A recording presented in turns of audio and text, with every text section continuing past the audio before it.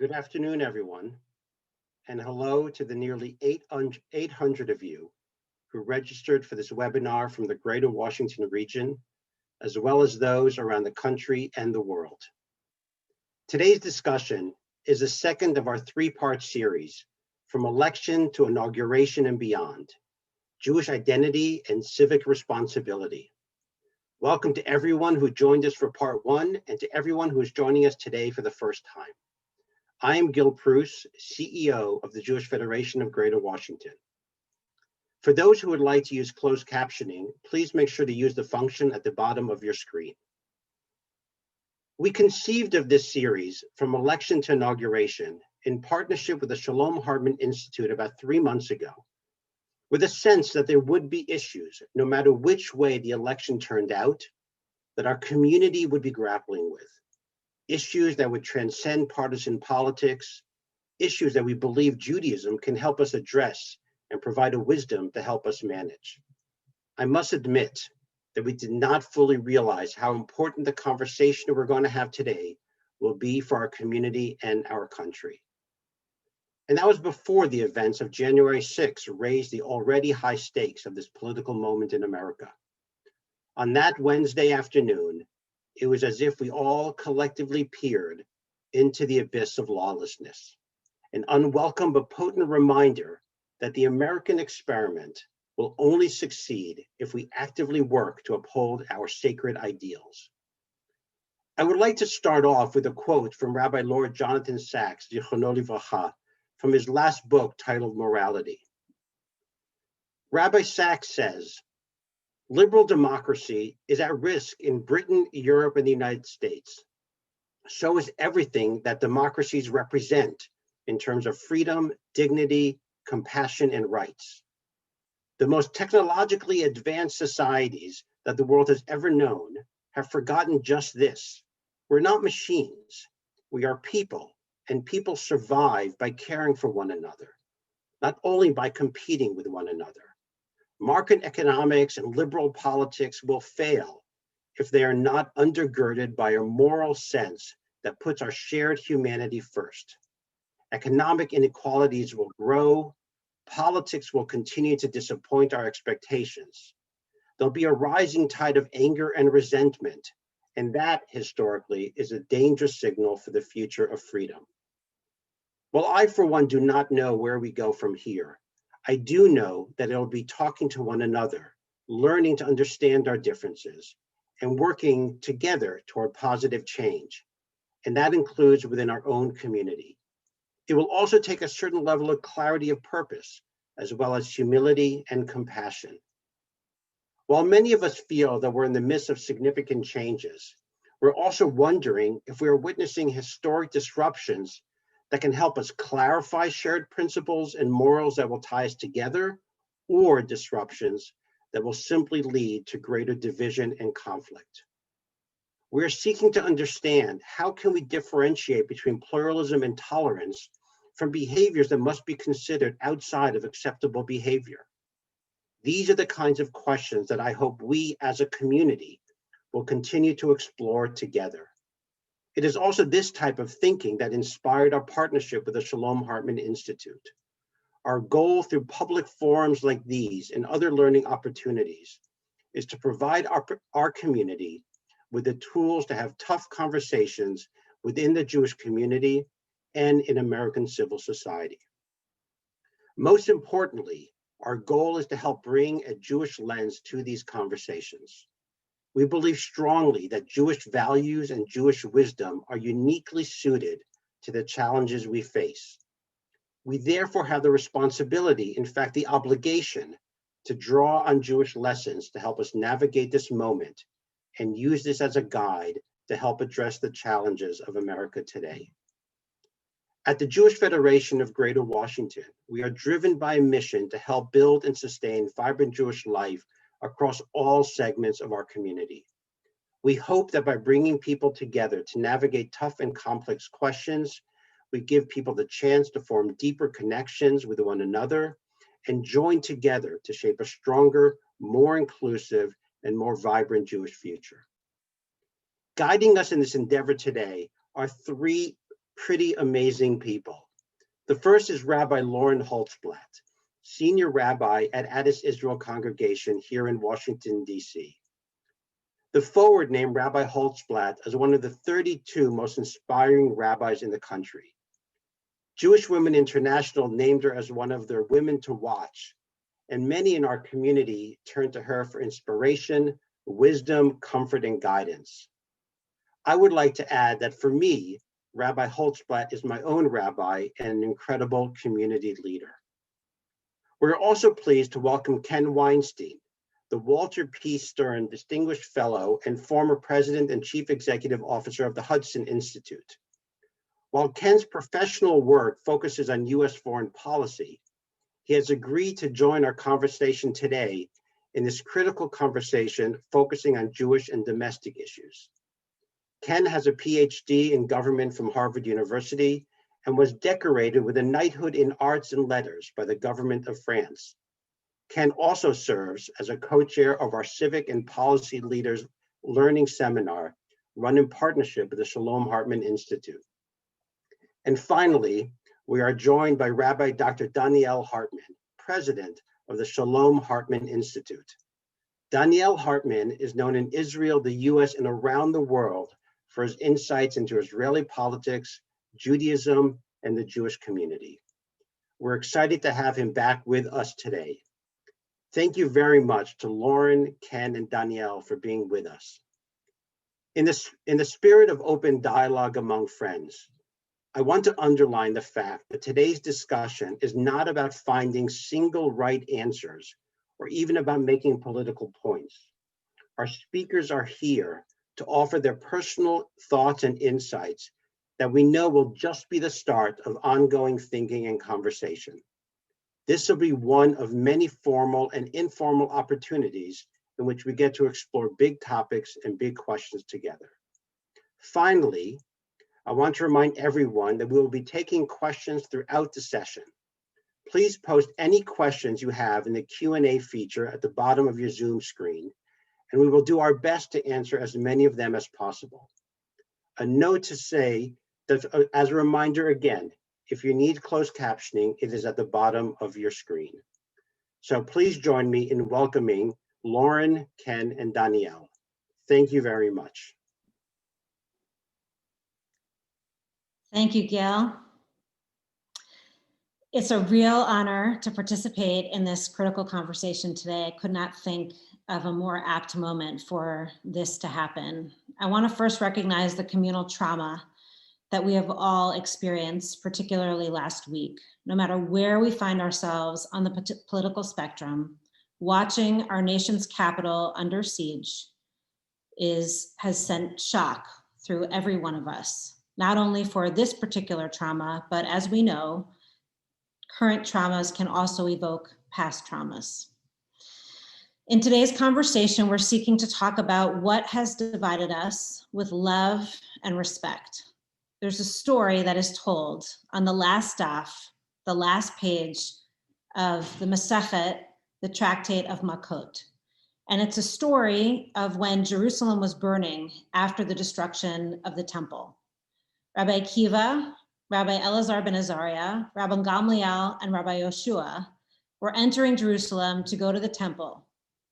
And as they see the temple in front of them, they see a fox who is exiting the Kodesh HaKodeshim, the Holy of Holies. And Rabbi Akiva, what does he do?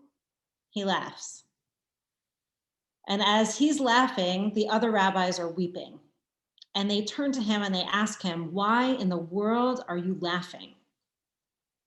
And he says that now that I know that I'm looking at the destruction of the temple, I know that one prophecy has come true. I know now also that another prophecy is going to come true, which is that this place is going to be rebuilt. I often think of Rabbi Akiva as one who is holding hope all of the time. And that's why we're here today. We're not going to linger in the burning, but we're going to talk about the fixing. What are the ways that we rebuild a society that has lost itself? So Ken and Donniel, I'm so thrilled to be with you. I want to ask you first to just give some reflections on what led to this particular moment of the American landscape.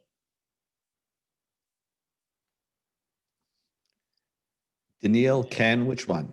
Let's have you, Donniel, first. Okay. Hi, Lauren and Ken. Really, it's an honor to be with you, and with you too as well, Gil. There are so many things that when momentous events happen, you have to look back and find all the little pieces that brought you here.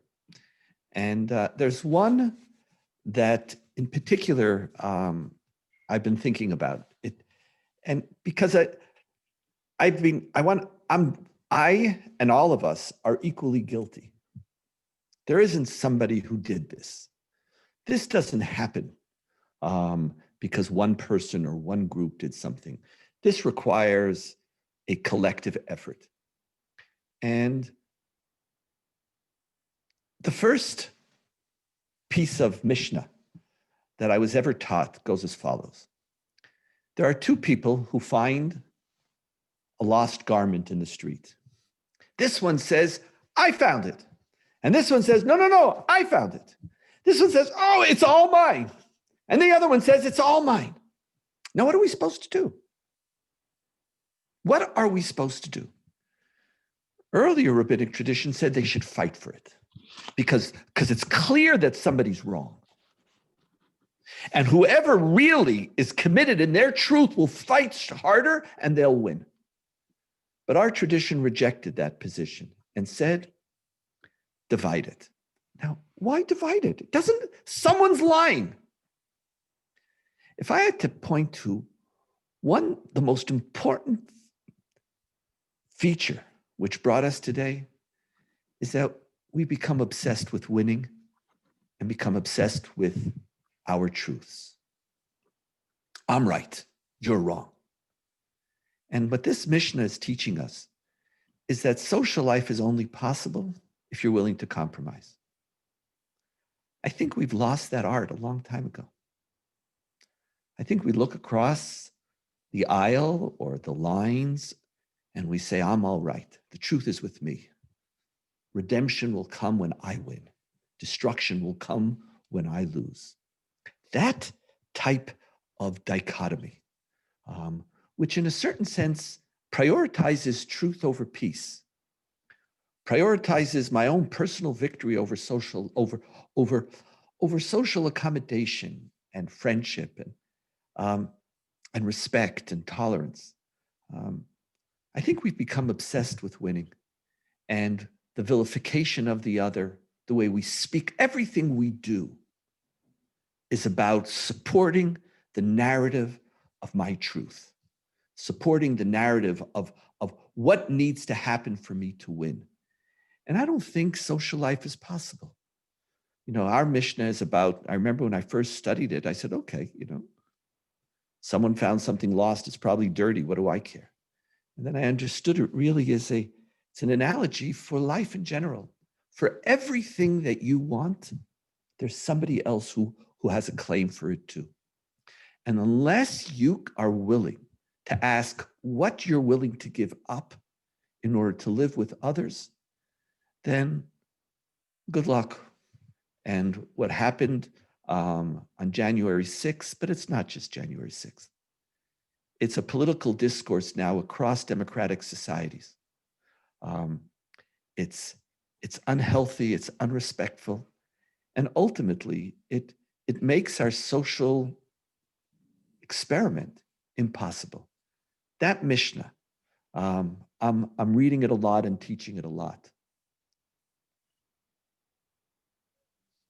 Thank you. Ken, I want to give you a chance to give some reflections too. First, Rabbi, it's honored to be here on the panel with you. I want to really thank the Jewish Federation of Greater Washington and the Shalom Hartman Institute for convening today's session. Hartman's done an extraordinary job convening Jewish and civic leaders, Jewish civic and thought leaders in Washington to explore contemporary themes using Jewish source texts. It's an incredibly ambitious project. It's more needed now than ever. And I want to thank Federation for its partnership in this. And we oftentimes come to an understanding of things. We walk into a discussion thinking things are black and white, and we come out reading the source text and realizing the world is far more nuanced. It's the kind of discussions that are badly needed today. They're badly needed in American civic life. And they're needed because there's questions we have to think through. And I really thought that Gil did a superb job introducing the discussion. This is kind of a first draft conversation. We don't have the answers. And I think one of the first things that we do need is a kind of epistemological humility as to what we actually know and don't know. And this gets exactly to what Donniel said, which is that we've seen a real shift in our country. We've seen a shift in democratic societies about the status of political truth, and it's been a shift. I think that certainly occurred in the last couple of decades. There are lots of reasons for it. It's almost a reversal of what happened with the rise of liberal democratic politics. I mean, historically, with the Declaration of Independence and the like, where issues that were most divisive among humans, and those were issues of religion, which used to be the center of politics during the, obviously leading to the wars of religion in Europe. Those questions were taken out of politics, and politics focused on, as the Declaration of Independence so beautifully put it, life, liberty, and the pursuit of happiness. We pursued our happiness privately, and our political views were not designed to be all-encompassing.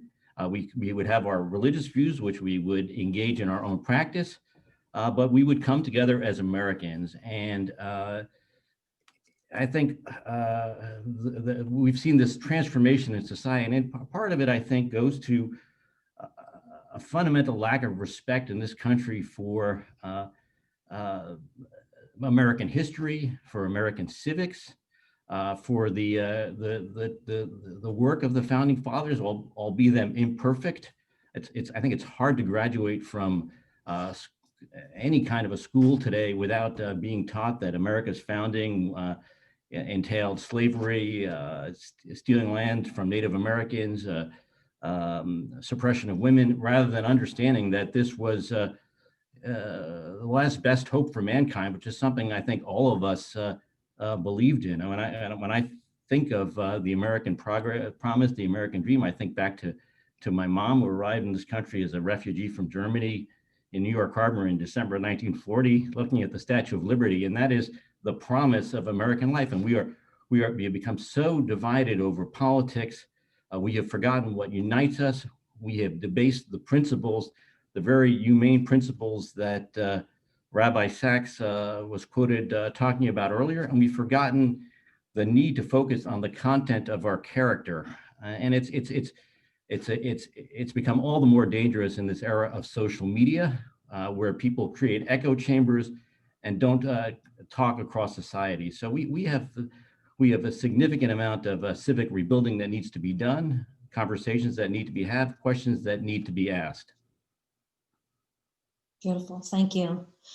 You know, I want to ask you, we're going to get back to the idea of talking about sort of the American polity, but I do want to ask you about leadership, and I want to ask you specifically about what responsibilities do leaders possess when talking about public speech. We've seen a lot happen across the political spectrum, and I want to know, both from sort of the Jewish perspective, what are the boundaries? What are the boundaries that leaders have to follow, or potentially lead us towards, so that the polity can actually see this idea of there being maybe more than one truth or room for conversation? So maybe first we'll go to Donniel, and then we'll go to Ken.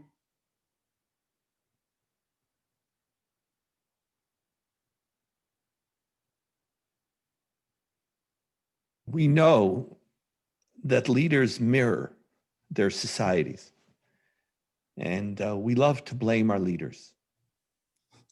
It's an easy way out. Leaders have a profound responsibility, but especially in democratic societies, leadership is not in Capitol Hill, and it's not in the White House, and it's not in the Knesset. Leadership is in the citizen. The citizens are we are the sovereign. And so I feel that part of the shift in responsibility that we have to internalize is to move away from what that person needs to do to what I need to do. How many of us have, we've heard and like we've been entertained. We've been entertained. We give up responsibility for a discourse that we've allowed to be perpetrated in our society. Ones where clear falsehoods are spoken about, but if it's spoken about in an entertaining manner, that's okay. So, or where, okay, I know that this person said A, B, C, and D, but they're really good on Jerusalem or whatever it might be. The flaw is not in the leader.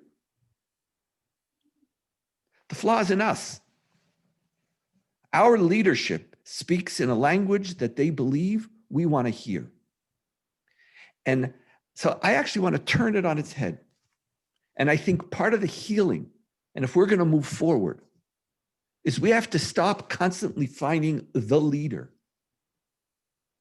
to whom we could put the blame upon. And when you look, when Ken speaks about what needs to be healed, that healing has to happen in high schools. That has to happen in homes. That has to happen in the way each one of us talks and each one of us thinks. And so their public speech, one of the things, we're all raised on sticks and stones will break my bones, but words will never harm me, right? Well, the Jewish tradition teaches us that words kill. And we know that they do. Speech is dangerous. But it's also the speech that you put in the chat. It's the speech that you put in the talkback. Which one of us has written an article in any place? The violence that people allow themselves today. I've had death threats against me, my children. I've had people say, I hope they kill you just like they kill Yitzhak Rabin. For what? And this person types it in and goes on and eats their falafel. We have allowed harmful speech, hateful speech, violent speech. We speak it and we allow it to be heard. We allow it to be spoken at our tables. We allow the vilification of the other. We allow the canceling of the other. And so there is huge responsibility in the hands of leadership. But I think the leadership is us.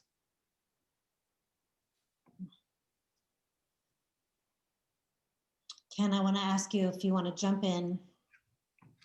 I would largely agree that it was stated so beautifully. I would say this: the leaders, particularly in a democratic society, do have a tendency to mirror what they think people want to hear. That is how they get elected.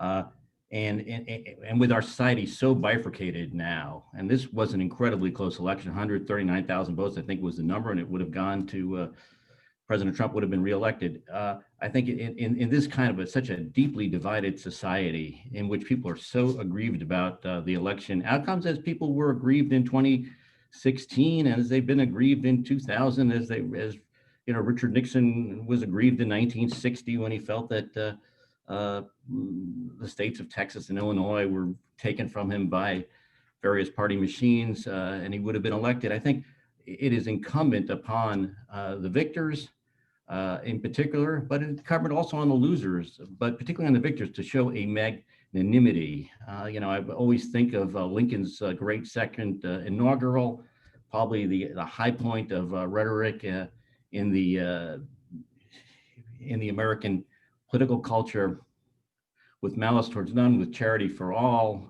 And I think we really need to not begin from a point of malice, which I think oftentimes we don't see that we're acting with malice or without charity towards others. And I think that is the beginning of healing. And it's more incumbent upon leaders to speak truths when they need to be spoken, absolutely, to avoid falsehoods and mischaracterizations and avoid simply trying to target your base. I think that is what we really need to do to go further to encourage the engagement of a large segment of the population that does feel utterly dispirited now. And needs to feel that it has a buy-in as well come January 20th.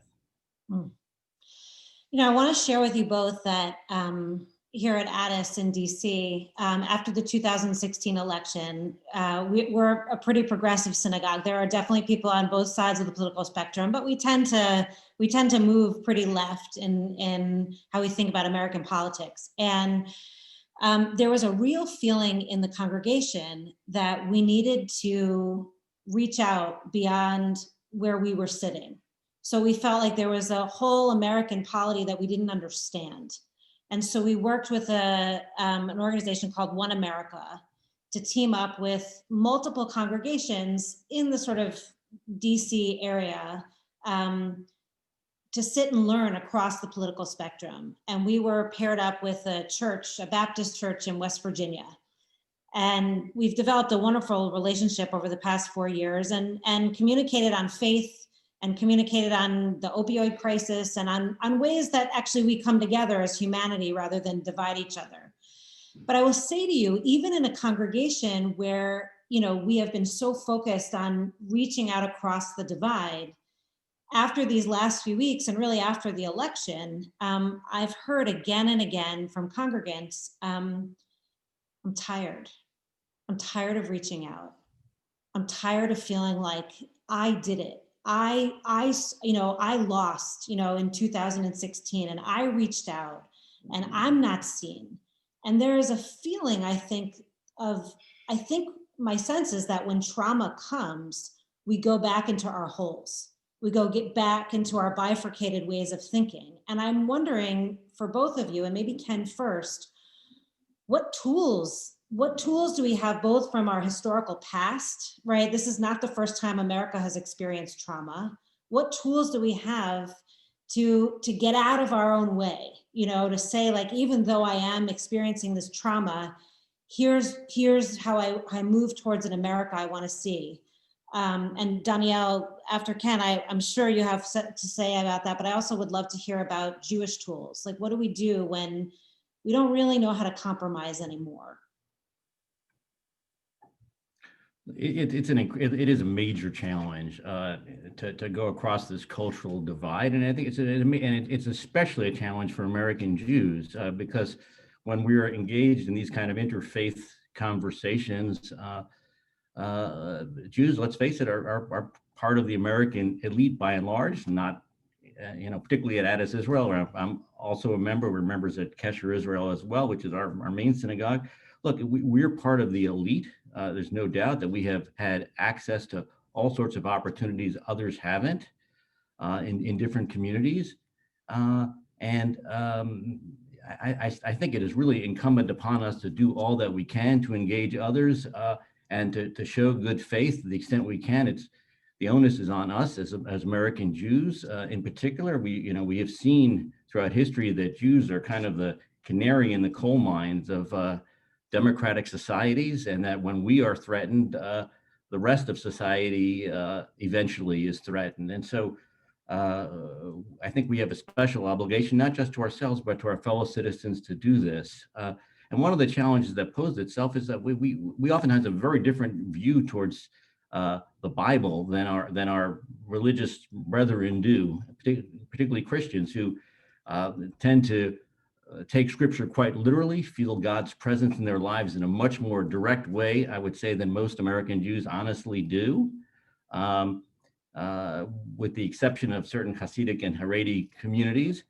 So it makes the challenge all the greater, certainly. But I think in these cases, I think we need to look to what unites us as Americans, and returning, I think, to the just as the series we do with Hartman returns to Jewish source text, I think returning to American source text, returning to the Declaration of Independence, returning to the great writings of Lincoln, speeches of Martin Luther King, to see how you shape what Tocqueville called mores, the habits of the heart, which Rabbi Sachs made reference to in that quote cited earlier by Gil.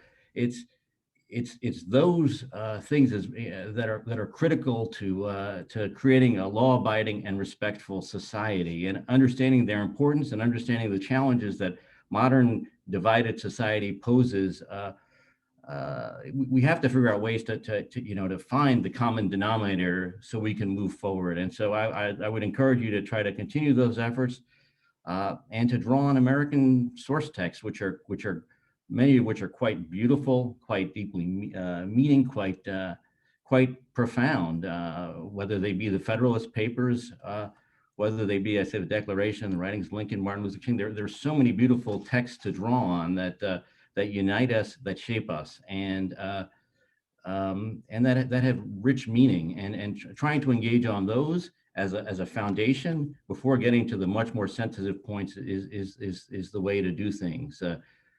We, for years at Hudson Institute, had a series on Capitol Hill that pulling together people on both sides of the aisle to discuss these kinds of texts, and it created friendships. People saw commonalities that they didn't see before. It decreased the sort of focus on gotcha culture, and so that's what I would recommend. Thank you. I know that people are angry. And, Lauren, this is an impossible time to be a rabbi. You're not wrong. It's You're not wrong. It's not wrong. You're damned either way, right? Either way, no matter what you say, if you say or you don't say, that's why you're the great hero. You and our fellow, you're the heroes of this time. And first, people have a right to be angry. And part of what we need to do is to validate that anger. Our tradition challenges people, but also has a very deep respect for human nature. You're angry. You're angry at people who are harming you, who are promulgating absolute lies. You're angry. And it's true, it's a very difficult time. And I know, for example, that some of my remarks are going to anger a lot of people even more. And that's why it's so hard to be a rabbi, because everybody, as my colleague Tal Becker loves to say, everybody wants to hear intelligent articulations which verify their opinions over and again. That's all you want to hear. I don't want to hear somebody else. I want to hear, okay, so right now I'm here on this, what is this called? Webinar. I'm here. I want somebody to say this about Trump. And I want you to tell me exactly what you think about the impeachment. You mirror my opinion and everything. This is what I want to hear. I don't want you to challenge. Tell me what it is that I feel. It's like we all go to therapists to tell us, couples therapy, to tell us that our spouse is wrong. That's the good, that's it, perfect therapy. I say, I told you, see, they agree with me too, right? Here it was, they don't, So on the one hand, I want to, we've all been punched. We have. We feel punched. We feel frightened. But there are two ideas in our tradition that I want to put out there. The first is that our tradition never accepts the norm as the standard for how we're supposed to live our lives. Doesn't. And here I'm speaking as a rabbi and as a Jew. One of the most difficult and most beautiful verses in our tradition is Leviticus 19, which says, and God spoke to Moses, saying, speak unto the children of Israel and say unto them, you shall be holy, for I, the Lord your God, am holy. Now, when I first read this, as an adult, I said, that doesn't make sense. If God's holy, I get to get out of jail card. Like, what do you want from me? Like, you got that step.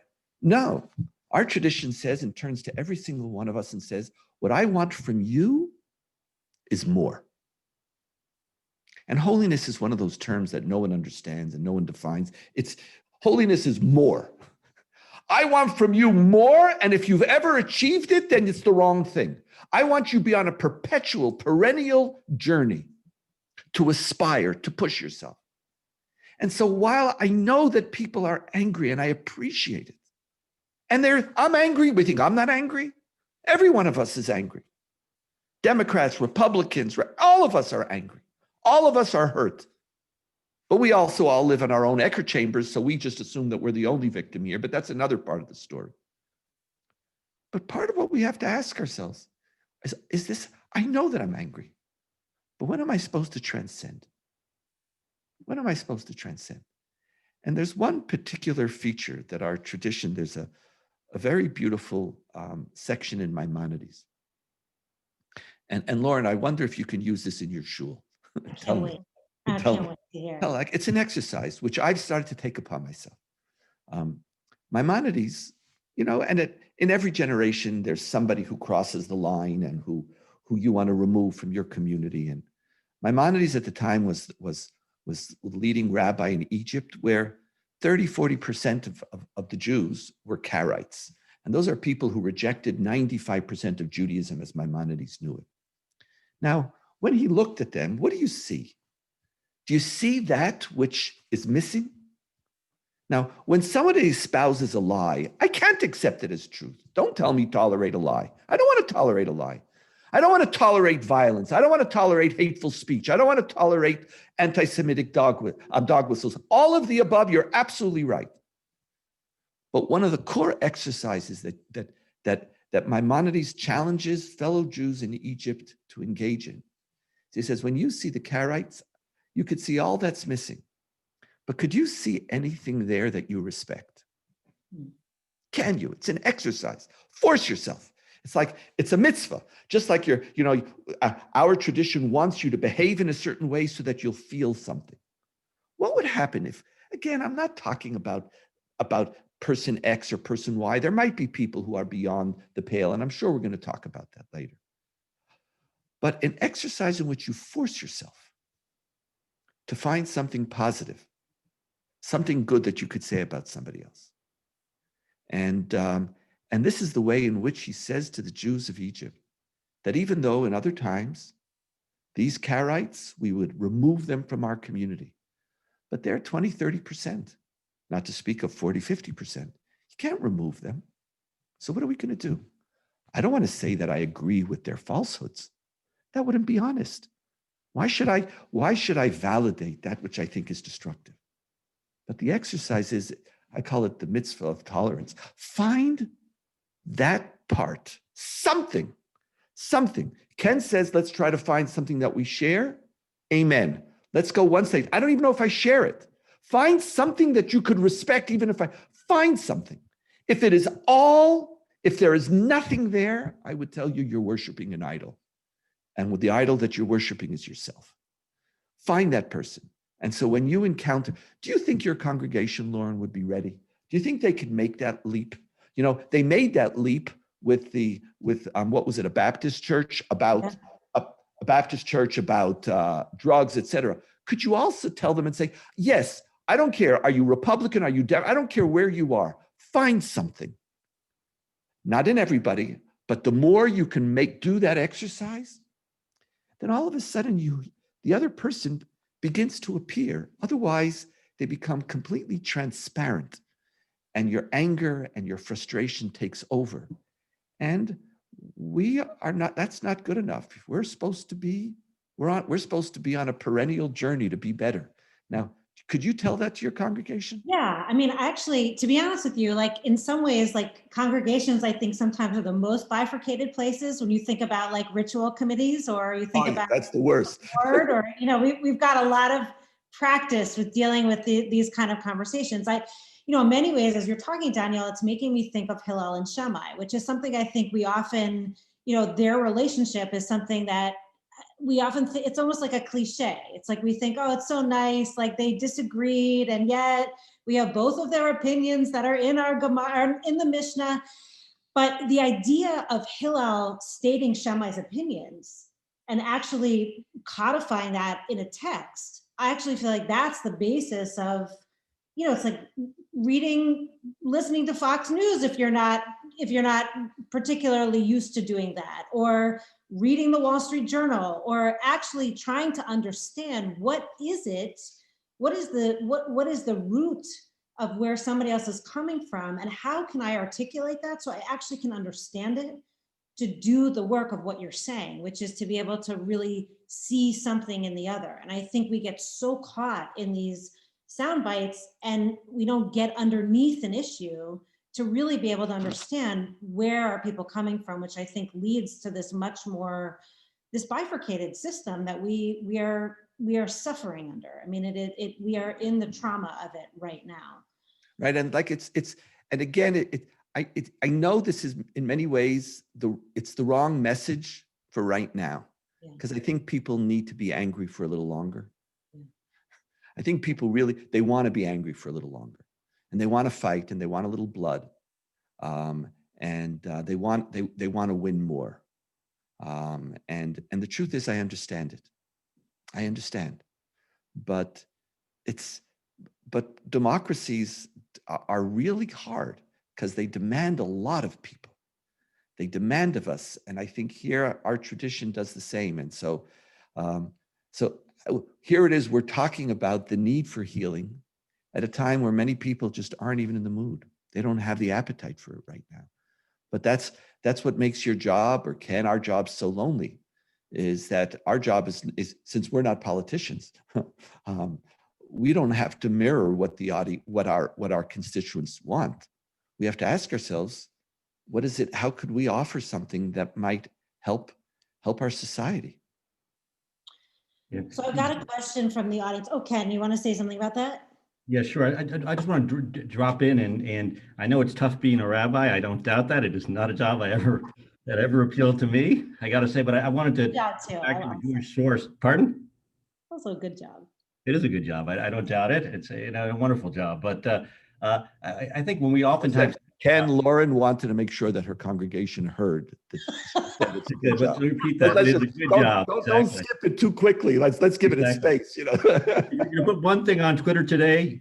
Put that on Twitter, please. Thank you. Please, that's it. Tag Rabbi Holtzblatt. Now, look, when we think about rabbinic discourse, the touch point I think we often think about is the story of the halakhic dispute over the oven of Achnai. Rabbi Eliezer has this halakhic disagreement with all the other sages. They reject his opinion, but the text of the Torah and the halacha seems genuinely on Rabbi Eliezer's side. He brings in all these proofs, logical and supernatural, but the rabbis reject his proof. And it's taken as, interpreted as a triumph of democracy or majority rule in rabbinic discourse. And the story ends with God laughing, saying, "My children have defeated me," ignoring logic and the supernatural because majority rule is perhaps a better basis on which to decide. And this is what's commonly told, and here I follow the interpretation of my daughter, Raina. We often forget the second part of the story.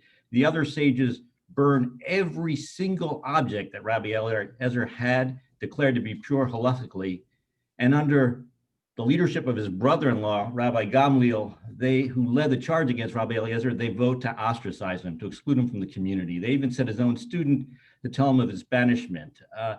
And Rabbi Eliezer is so pained by his banishment that there's this cosmic force. Some interpreters think it's Hashem himself that burns a third of the world's crops. Rabbi Eliezer's brother-in-law, Rabbi Gamliel, who led the move against him, dies while Rabbi Eliezer is saying Tachanun, as the force of the aggrieved Eliezer's prayers is so strong. And the story ends with Rabbi Eliezer's wife, who was also Rabbi Gamliel's sister, noting that, quote, the prayer of those who are pained and mistreated are listened to. Now, none of us obviously can destroy our crops or wish death upon our brother-in-law, consciously or not. But this grievance culture, anger, self-victimization on both sides of the aisle, it was wrong of the rabbis to burn everything of Eliezer. But even in a democracy that aspires to halacha, the minority suffers, but it doesn't have to suffer as it did. And I think we really do need to do a better job of listening to each other, treating each other with greater respect, even when even being outnumbered in a rabbinic democracy doesn't mean that we're wrong. So I think there really is a lot in our tradition we can draw on that enlightens us as to both how to think about democratic rule, how to treat people who feel pained and excluded when democratic rule, is wrong and when it is right. So just wanted to add that to the discussion. I mean, it's so apt. All of these stories, I'm hoping that the audience is really just eating up this Torah. It's the Torah that's coming out is it's obviously timeless. There's a question from the audience that I want to give to both of you. Maybe Ken, we'll start with you. The question is about how do we find, what do we find positive, right, about a person.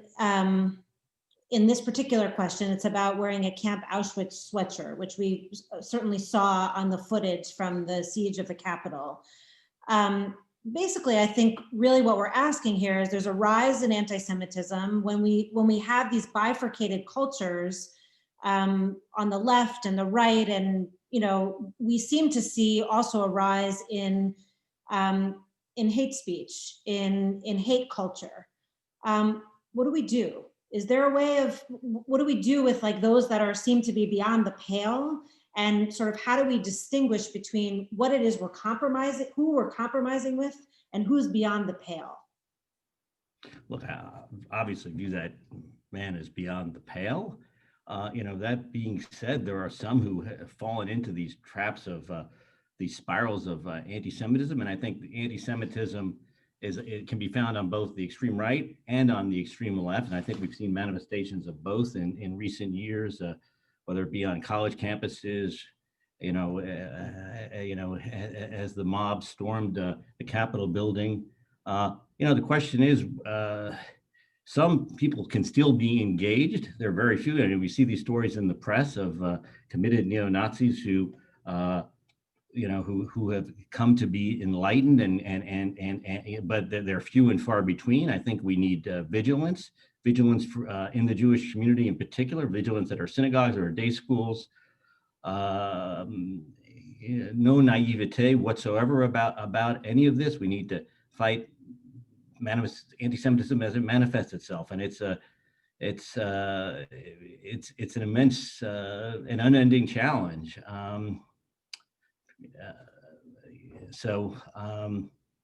it is clearly very hard to and so many of these people are conspiracy theorists and who view Jews at the center of so many conspiracies that it's oftentimes impossible to bring these people to an enlightened understanding of reality. And so engagement comes sometimes at high cost in these types of atmospheres. I love that question because it's exactly where our conversation up till now will be misunderstood. Because where we could be misunderstood is for people to believe that when we're talking about trying to be sensitive and understand and make room, that means there are no boundaries. People believe and associate pluralism or tolerance with relativism. That the minute I'm willing to accept that there's more than one truth, that the other side is something that I can learn from them. The moment that we begin to challenge people to so-called transcend their anger, what you feel is, 1 second, do I now have to accept the person who's walking around with a Camp Auschwitz t-shirt and with the word staff in the back? Well, the answer is no. I don't need to find anything positive in this person. Well, you know what I want to do? I'm going to defend myself from him or her. And to the extent that I can, I'm going to put them in jail. I'm not looking to find anything positive in neo-Nazis. I'm not looking to find, what is the positive in an anti-Semite? Nothing. I'm not interested. I'm not interested in talking to you. I'm not interested in changing you. I'm not interested in dialoguing with you. I'm interested in one thing, protecting myself. Very simple. Because, Lauren, you beautifully quoted that text about Hillel and Shammai, where each one was saying, the law follows me, and then the voice comes forth from heaven and says, these and these are the words of the living God. Now, what that tradition says is these and these are the words of the living God, but not necessarily those and those. It's not everything. It's not there is no truth. Of course there is. I don't want to there's groups of people who are walking around in the Middle East and walking around in America and walking around in Europe, who all I want to do is protect myself from. And I want our audience to understand this. We're not talking about getting rid of boundaries and embracing. That's not the issue. The question is, do I associate every single person who, let's say I'm a Democrat who's a Republican, does that mean all of you are in that camp or all of you tolerating that? Now, I have different levels. I have the person who's wearing the sweatshirt. Then there's the person who's marching with the person with the sweatshirt. And then there's the person who's allowing that person and trying to get their votes and wants them to be part of their camp. Now, each way down the line, there's different stages. Who do I exclude and who I don't exclude? But pluralism, open-mindedness is not about turning the other cheek. In our tradition, our tradition says, love your neighbor as yourself. And that means that if you love yourself, you're commanded to love your neighbor. Self-protection is not immoral and it's not amoral. It's where morality begins. If human life is important, then my life is going to be important. And I have zero tolerance, none. And so let that go. All of our conversation is not about them. The question is that t-shirt, does that dominate American politics?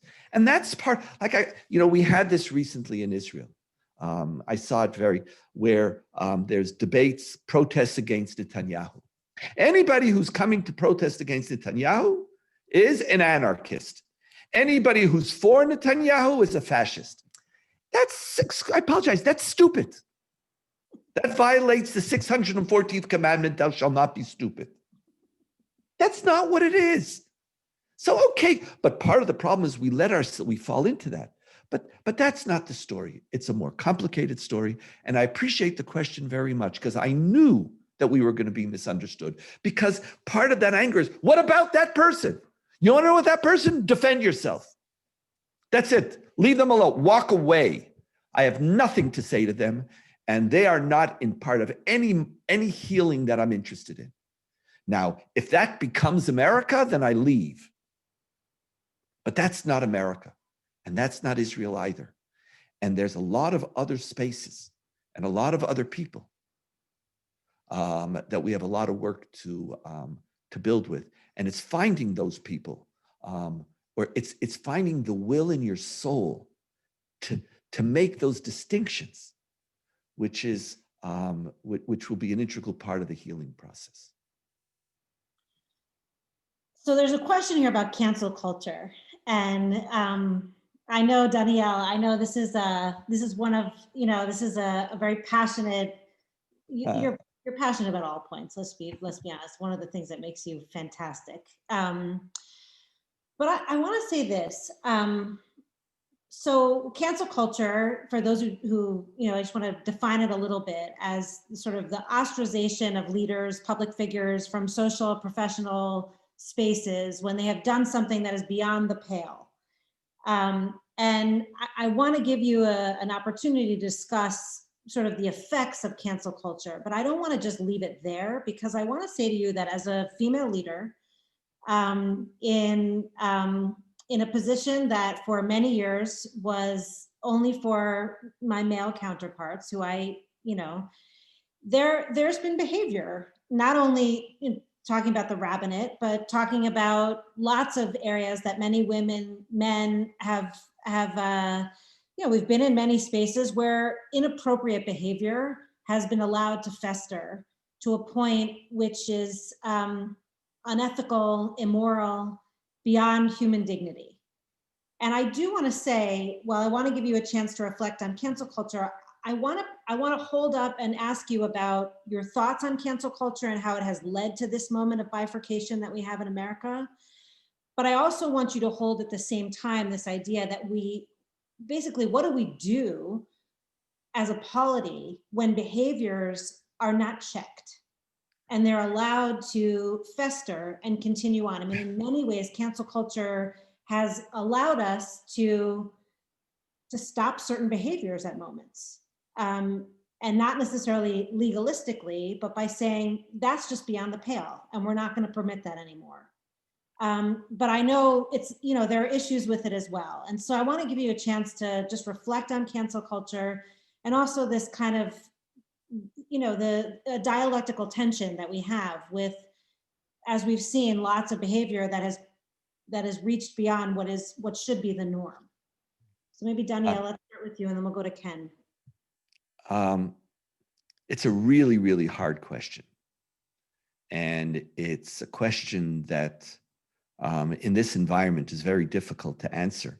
And that's why I'm so happy that we're having this conversation just between the three of us with off the record and no one listening. Just, so that we could just talk, because we could just talk in this little environment.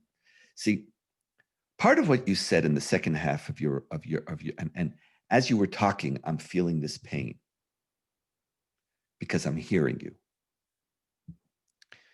And sometimes part of what we've experienced is there's been a profound duplicity in a moral conversation and between moral standards and behavior for too long. And sometimes they're precisely when you reach that moment that you think that nobody's arguing about what's right or wrong. Everybody agrees, but then what's going on? Why is this still being perpetuated? How is this possible? How are you still treating women? How you already, the so-called the war has been won. The victory is there. We've all accepted. And some cancers, and in that environment, I understand. I understand that precisely when you're fighting power, and it's raw power, that the only way to respond is by masses just to cancel, because there has to be a moment for that. And so I appreciate that very, very much. But there's another side, and I don't want to. The issue of cancel culture is not only it's now become a form of political discourse for everything. Everybody has tests. I was canceled in my lifetime.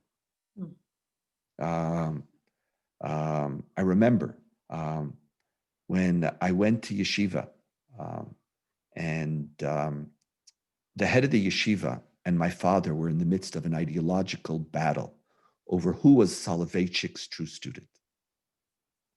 Like grow up, but okay, whatever. And I did well on the test, and this person said, I'll accept Donniel. But the first day of yeshiva, there were 67 students who were accepted.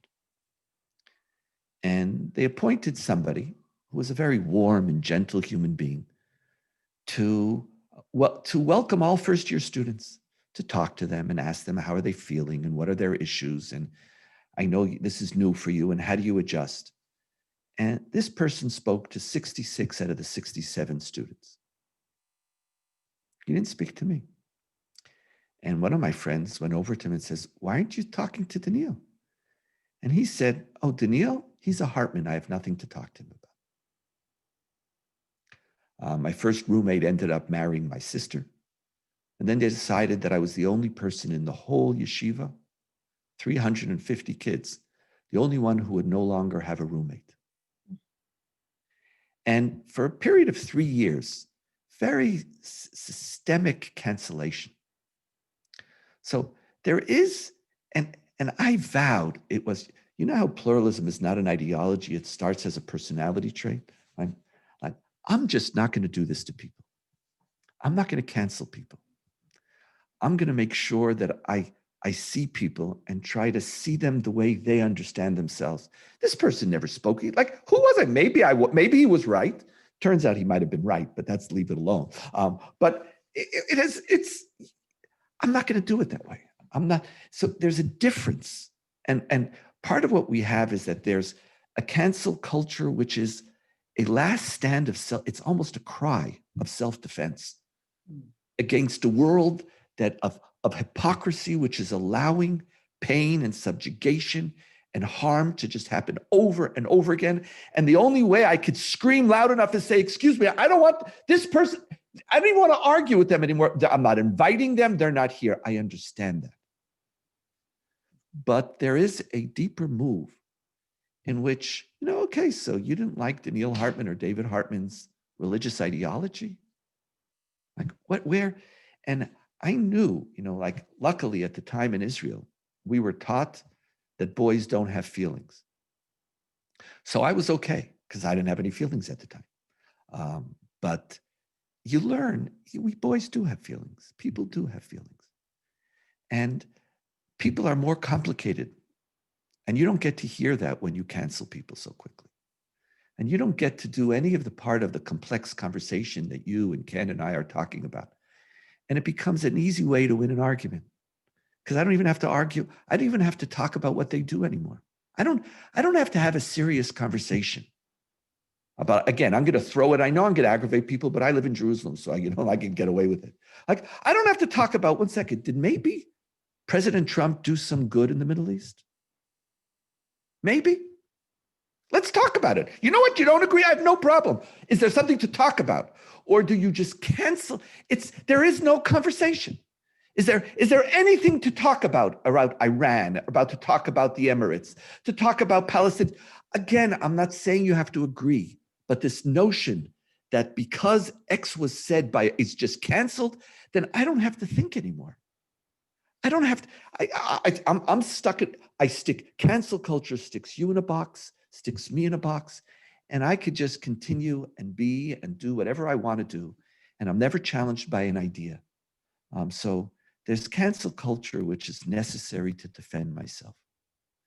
And there's cancel culture, which is a way of shutting down thought.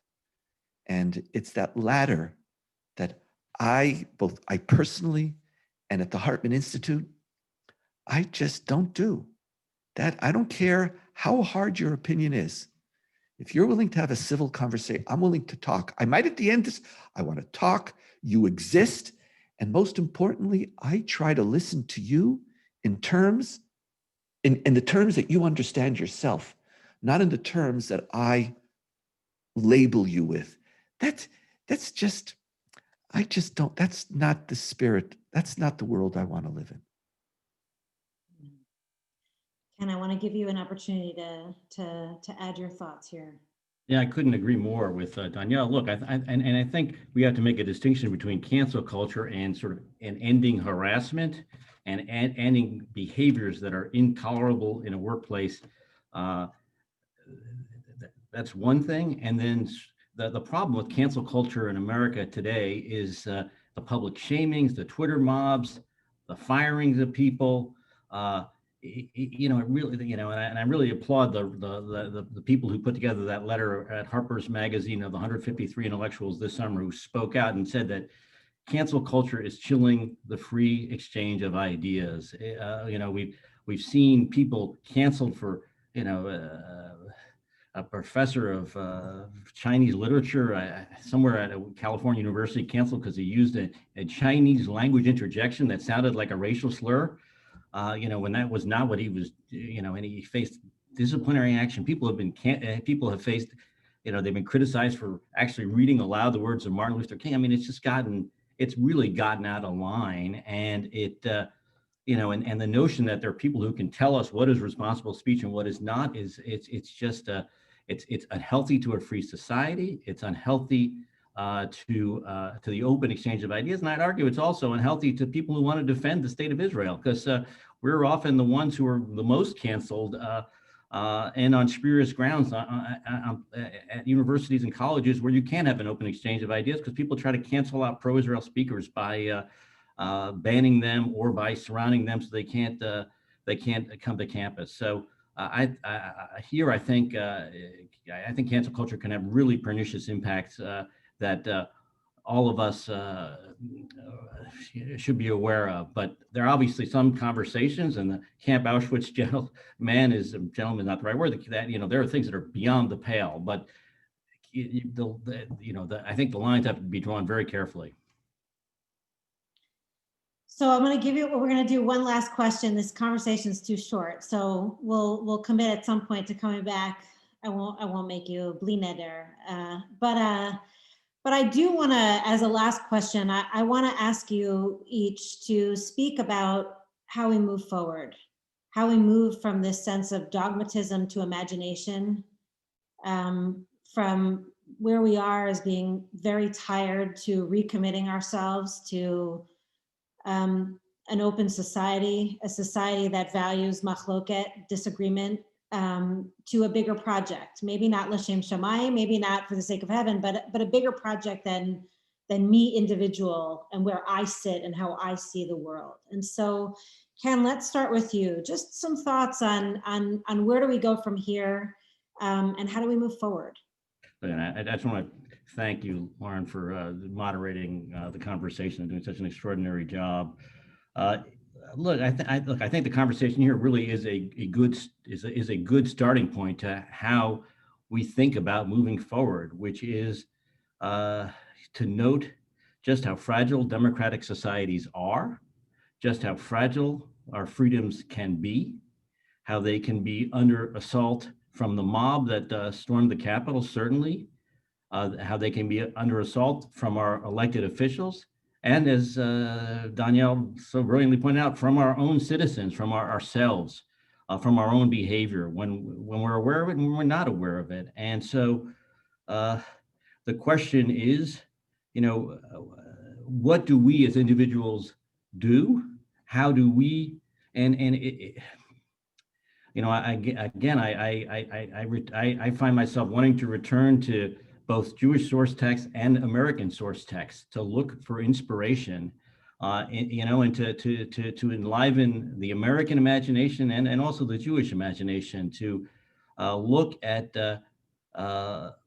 to take our tradition seriously once again, to see what it has to teach us, not to dismiss it as written by a bunch of dead white men, some of whom were slave owners, certainly, and in particular, really to look at the example of Lincoln in particular, how he noted that mobs have denounced rule by mobs and violence by mobs as having no place in democratic society. How he thought about the need for a rebirth of freedom, and how he began to think through the real challenge of Reconstruction at the end of the Civil War. I think back to the second night after the surrender of Robert Lee at Appomattox. Lincoln is being serenaded at the back of the White House, and there's a huge crowd that is gathered. And he turns to the band. He says, they ask him for one more song, Mr. President. He said, "There's a particular ditty I would love for you to play for me. It's one that we acquired the right to in our victory, and that's Dixie." Now, obviously, Dixie has all sorts of connotations, but the point was he was showing a magnanimity towards the South, saying, your music will now be part of the Union's music again. And I think we need to figure a way to create a combined kind of civic music together, listening to each other, listening to concerns when we can, to move our country forward. Thank you very much. Thank you, Ken, and it was an honor to be with you. And Lauren, I want to almost contradict myself towards the end and take an opposite, what seems to be an opposite, but obviously I don't think it is. I think what we need to do is build a healthy culture of boundaries. There's pluralism is for difference that you think is of equal value to you. Tolerance is for difference that you think is wrong, but you still believe has a place within your society. Boundaries are for those ideas and principles that are unacceptable and that cannot be part of either the social contract or the cultural shared life of your society. Now, every society since the beginning of time has boundaries. There's also never a society which doesn't have some measure of pluralism or tolerance, because human beings are just going to disagree. Marriage is going to require pluralism, tolerance. Everyone, doesn't matter. Anytime two people are going to be together, you're going to have difference with your spouse, your significant other, with your children, in your synagogue, in your state, and no matter where it is in your community, in your nation. The fact that human beings are going to disagree is the given, and there is no notion of unity through uniformity. That's a totalitarian doctrine. There's not going to be unity through uniformity. And difference doesn't undermine our collective life. How you treat difference undermines our collective life. So you're going to have to accommodate difference. That's a given. We all know that. But there's also boundaries. Now, the art of boundaries in healthy societies is one of the most important things for our communities to learn. Because boundaries, by definition, cannot include a large segment of your society. They can't. If 20, 30%, 50% of your society are beyond the pale, then you function, basically, the purpose of boundaries is usually to create and strengthen a society, to create, this is who we are as distinct from them, the outsider. But what you're doing is we've started to create boundaries which don't separate us from an outsider. They outside those members of our society. They're not demarcating our society, they're redefining the natures of our society. The rabbinic tradition was very, very careful on where it put boundaries. There's lots of Jews who sinned, and there's lots of Jews who the rabbis disagreed with. But the boundary, as long as you felt that the Jewish people were your people, and that some part of Torah, some part, obligated you, you were within the conversation. I think part of what Israel, America, all democracies need to do right now is we thought that issues of human rights and freedom of speech and that a commitment to pluralism is the boundary. It's not. We have to have a much deeper conversation about the nature of our societies and who is outside of that conversation. And the boundaries have to be on the extreme. They can't be down the middle. We've lost the art of boundaries, of building them. What's beyond the pale? Too many things are beyond the pale right now. Now, something has to be beyond the pale, because if there's nothing beyond the pale, then your society doesn't have any meaning anymore. So actually, in order to heal, it's not enough to say, oh, let's just get along. That's just no one's listening to that. Oh, listen, I hate you. What do you mean get along? I don't want to get along. We have to work really hard to ask ourselves much more carefully, what are our boundaries? What does our society stand for? And what is beyond? And then make sure that we never use boundary language for large segments of our society. We can't. You could do it for 10, 20, 30 years. But after that time, listen, right now in America is a social experiment that's no longer coherent. Everybody knows that. So how much longer are you going to try to drive on fumes? Reds and blues and states, it's on fumes. Can't be. We need healthy boundaries to define who we are and to include large segments, and at the same time to say very clearly, this is who we're not. And so to heal, I'll just end with this. There's this famous tradition that Jerusalem was destroyed because of senseless hatred.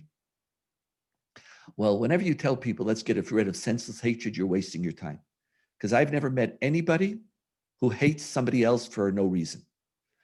Senseless hatred is the way people hate me. When I hate somebody, it's for reasons. I have my reasons. It's like, so just to get along, that's not going to be. We have to construct very clearly, what do we stand for? And those boundaries have to be beyond those who agree with me. It's not unity through uniformity. It's unity through a sophisticated language of pluralism, tolerance, and boundaries, which are exercised in a healthy manner, which allow the society to heal. That it's not saying, oh, let's get along. Let's start, and maybe it's going to take 10 years. Redefine what's our conversation? What are our principles? And then the social life will make sense. And then it'll be clear who we're supposed to hate and who we're not, who we're supposed to reach out to, and who we're supposed to say, excuse me, this has no part in our society. Amen. Thank you. Thank you both. Gil, I want to hand it back over to you.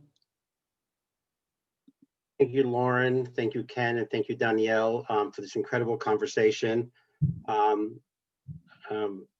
a couple of reflections, building on where you finished to a certain extent. Perhaps as boundaries on the extremes were eliminated and kind of cut down, we started creating much larger segments outside of boundaries, but that were determined by individuals as opposed to collective norms in the society. Anyway, a few things that I just want to note. So first of all, for everyone on the webinar, we'll be posting a survey to get your feedback. Please stay on and take the survey. We value your opinion. A couple of other thoughts just to conclude. Really consistently across all of the conversation, beyond kind of the need perhaps for boundaries that we can push out as far as possible, but to be clear on those ideas or behaviors that are outside of boundaries. How do we build relationships, open conversations, use common text, see humanity in others that are within those boundaries and are within kind of a common set of ideas and discourse, even though we may disagree in significant ways. We are just beginning this conversation. This was only an hour or so.